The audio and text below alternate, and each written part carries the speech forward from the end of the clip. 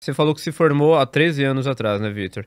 Eu queria saber, você sempre quis trabalhar com isso, mas a partir do momento que você se forma, como é que você fala? Como é que eu vou entrar na psicologia do esporte para trabalhar com o clube?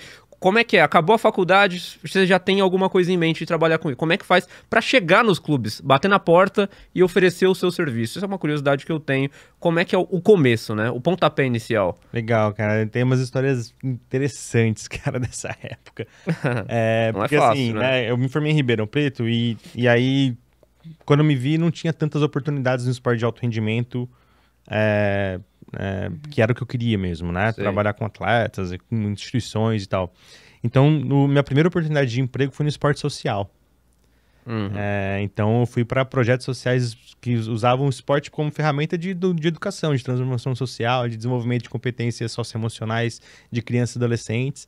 E foi uma reconstrução para mim, né? Tendo que uma cabeça toda estudada para o desempenho, tendo que para a via social do esporte, trabalhando com projetos principalmente de futebol.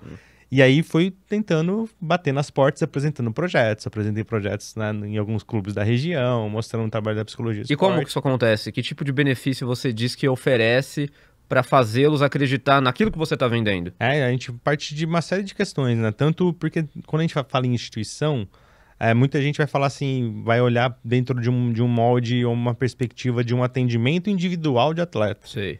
Muitas das vezes não é isso que é a realidade, que é um trabalho de grupo, é um trabalho integrado à comissão técnica. Uhum. Então a comissão técnica hoje, os treinadores hoje, tem poucos treinadores que têm uma visão pro lado mental, assim, sabe, entende os conceitos, sabe como lidar com algumas situações. Então, a justificativa do trabalho, principalmente institucional, né, dentro de um clube, ele parte do psicólogo não estar paralelo ao trabalho, né, e Uhum. atendendo os atletas no consultório com divã, né, mas sim ser parte integrativa do trabalho.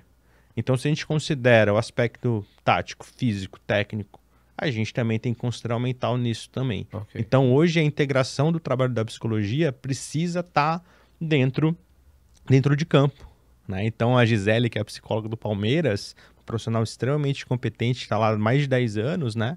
Ela tá na beira do campo também. Uhum. Ela, A bola entra também por culpa dela. ela tá lá, ela vivencia, ela tá Uhum. com a equipe multidisciplinar, né, então é um trabalho que é integrado. Então, essa é uma visão, às vezes, de um atendimento individualizado, quando a gente fala de instituição, na verdade, não vai ser muito isso que acontece. Óbvio que vai ter casos que, às vezes, até por demanda, o atleta vai sinalizar, Uhum.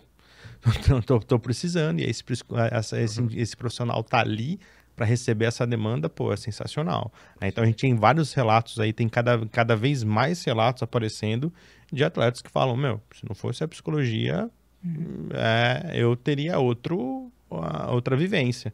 Agora, ontem eu estava lendo uma entrevista do Ramires, né, que Ah, jogou, eu vi. que inclusive na volta pro Brasil jogou no Palmeiras, Sim. e ele estava falando que no pós-carreira dele, quanto que foi importante ter É. esse acompanhamento psicológico, porque pô, o cara, com a grana que ele tinha, É. esse é um momento importante, né? Quando o cara para de treinar, para de jogar, a identidade toda dele construída ao longo da sua carreira não existe mais. Eu não sou Uhum. mais jogador de futebol, né? Que negócio que é É. esse?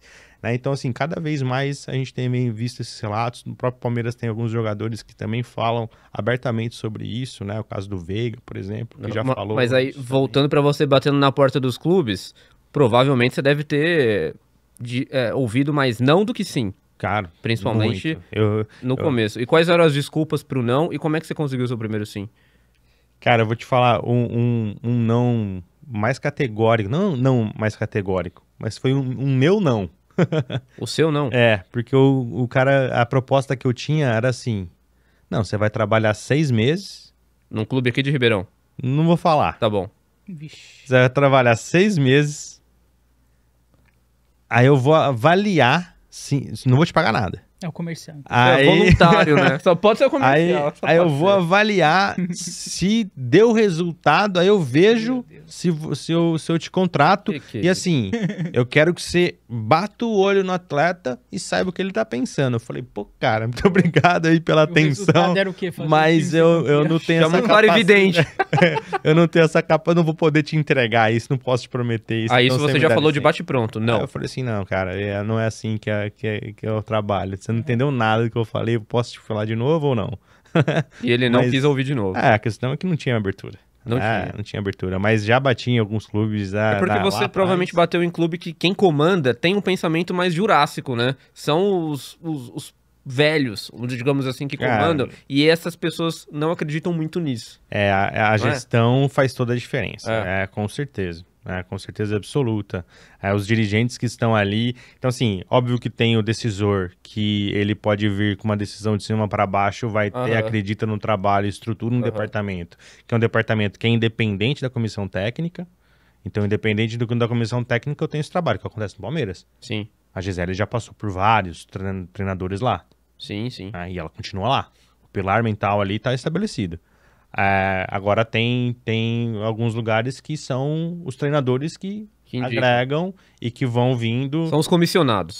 São alguns profissionais que estão dentro do staff de um treinador e que ele vai mexendo conforme ele vai passando por clubes também. Então, e o seu primeiro sim? Meu primeiro sim, cara, no futebol... Ele não foi institucional. Meu primeiro sim no futebol foi com um atendimento de atletas individual. Verdade? Pode revelar quem ou não pode? Cara, eu trabalhei um caso que foi muito emblemático, assim. Eu acompanhei um dos jogadores que sofreu o acidente da Chapecoense. O Foma? Não, eu atendi o Canela, que era um jogador que era do Botafogo de Ribeirão e foi pra lá, era um ponta, habilidosíssimo. Era um atleta que eu já acompanhava desde a época do Botafogo. Eu tive um trabalho com alguns atletas que jogaram no Cruzeiro. Você procurou ele ou ele te procurou? Eu comecei a trabalhar pro grupo de empresários que agenciava ele e outros jogadores. Okay. Então, o empresário me contratou e aí a gente oferecia para os atletas individualmente, por adesão, eles eram acompanhados por mim. Foi assim que eu comecei... meus primeiros sims, né? Foi nessa época, isso, 2013, 2014. Essa foi a porta de entrada. No futebol, sim. Né? No futebol profissional, né? Sei. Com atendimento individual de atleta. Então, eu tenho aí uma experiência legal. Depois, atletas de base. E o primeiro clube qual foi? O primeiro clube que eu prestei serviço... Nossa, o primeiro clube... O próprio Botafogo, mas... Ribeirão? Mas a experiência mais marcante foi, inclusive, no Palmeiras, né? A primeira experiência mais marcante. Mas só para eu poder entender aqui, Vitor, você bateu na porta do Botafogo ou o Botafogo, já por você estar no mercado, que te procurou primeiro? Não, nesse caso foi uma necessidade deles. Do Botafogo? O Botafogo tá necessitado todo ano também, né? O time profissional ou era base? Não, base. Botafogo, né?